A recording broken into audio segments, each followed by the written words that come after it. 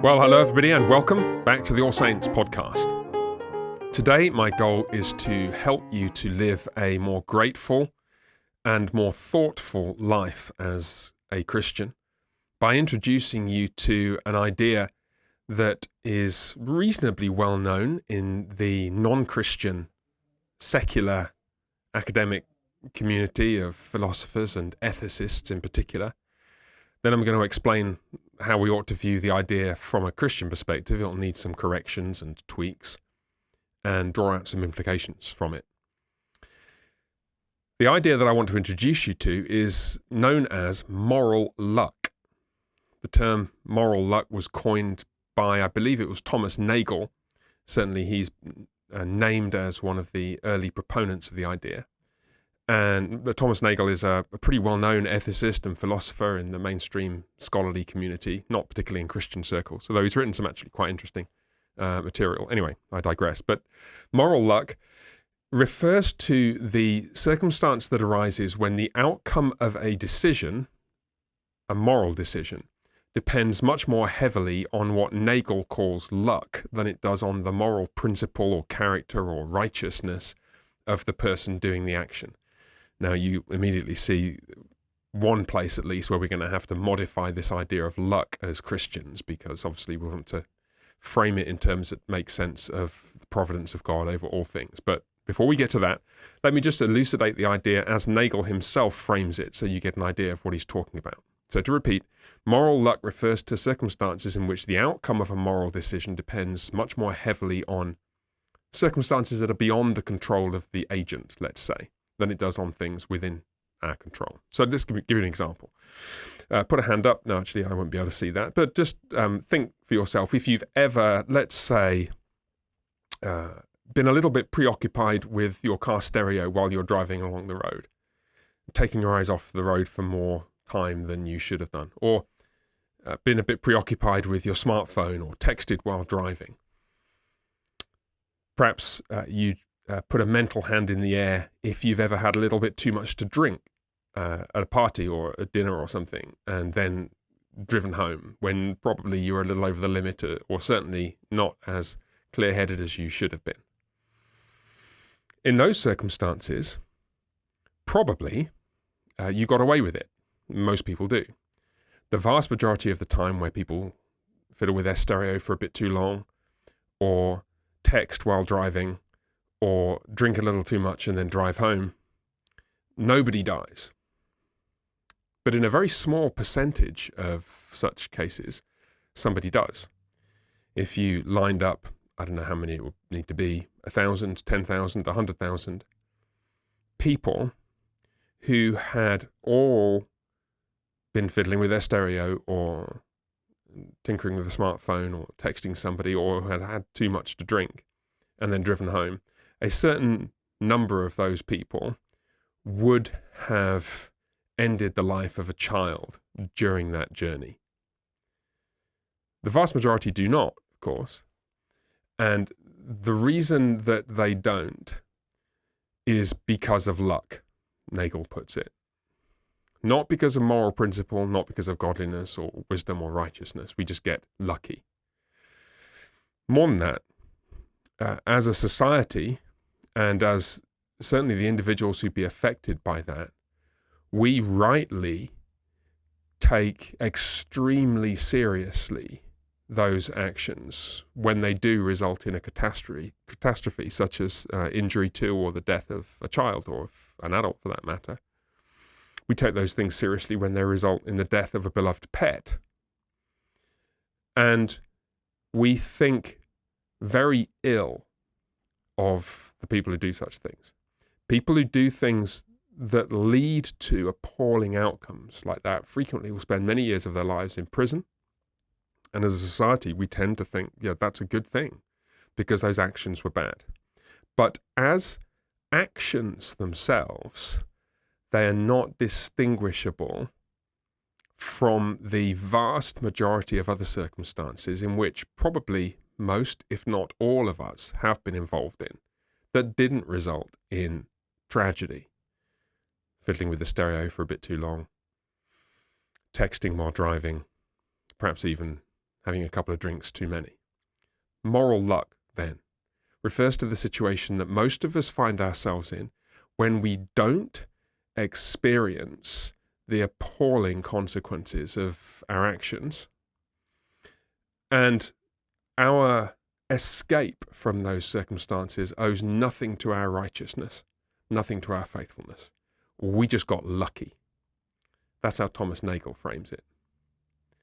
Now, of course, we want to reframe that somewhat to take account of the doctrine of God's sovereignty. So let's imagine how we do that. Whenever you're faced with thought-provoking material from non-Christian philosophers, in this case, Thomas Nagel, ethicists, and so on, we can often learn a great deal, but sometimes we need to view it through self-consciously biblical lenses and try and think, okay, how would we reframe this? And obviously the appropriate theological category in which to describe these outcomes is not luck, but God's providence, God's sovereignty. So we might say it's not moral luck so much as God's kindness, God's unspeakable mercy and kindness in providentially preserving us from the worst consequences of our actions.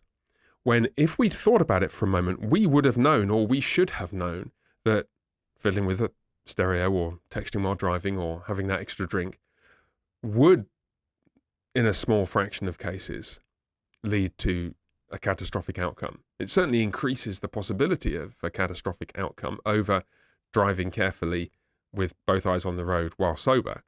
We ought to have known, but God in his kindness, God in his unspeakable grace, preserves us from the ruinous consequences of what are actually sins of carelessness, thoughtfulness. And just picture the situation of being, let's say, the driver of a vehicle where you were just texting carelessly on the way home and you struck somebody's child and injured that child, or worse still, perhaps caused the death of that child.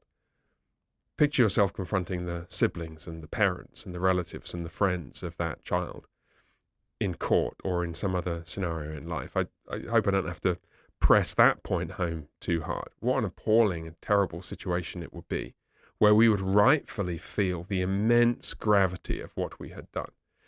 And yet far more of us do it, far more of the time than ever any of us feels the weight of those consequences.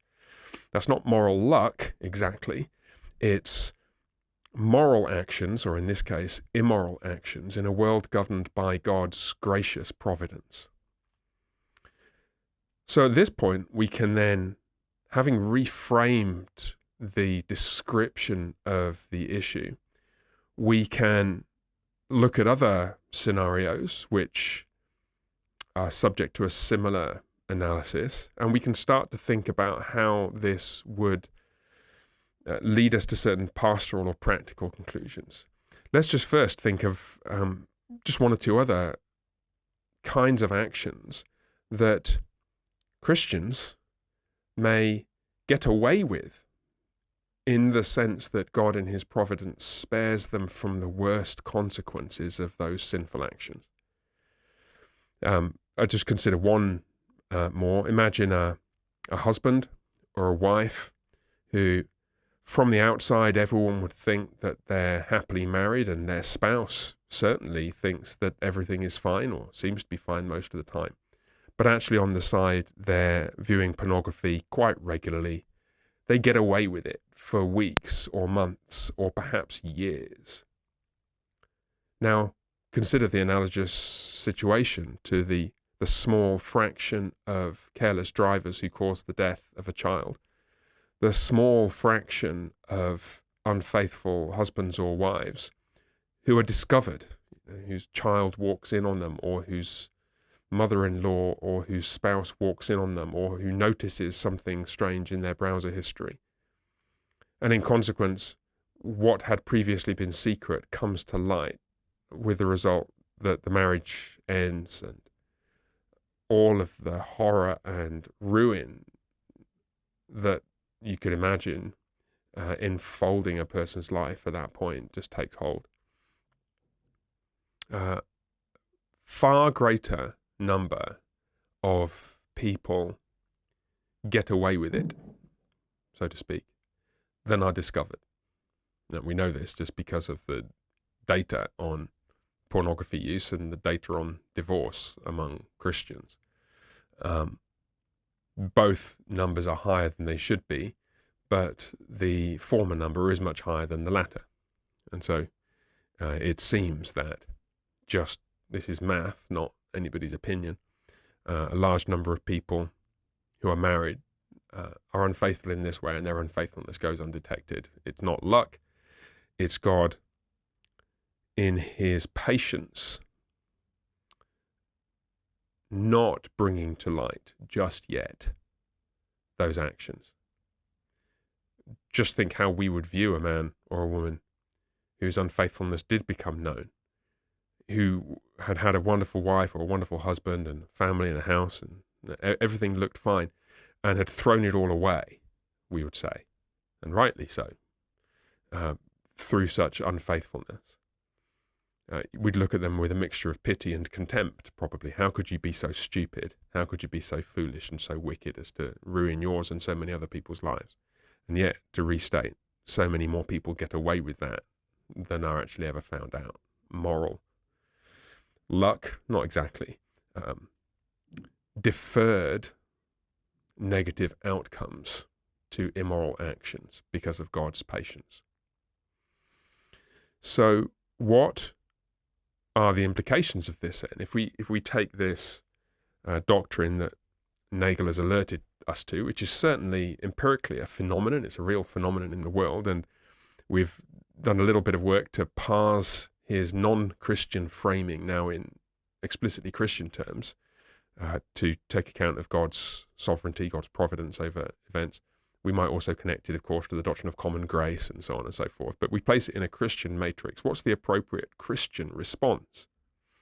Well, I think the two things with which I started this podcast a few minutes ago. The first would be gratitude. Gratitude is the appropriate initial response upon realizing that the Lord has spared you from all of the appalling and ruinous consequences of a sinful action, whether it's habitually tinkering with your phone or your stereo, or habitually drinking too much, or anything else.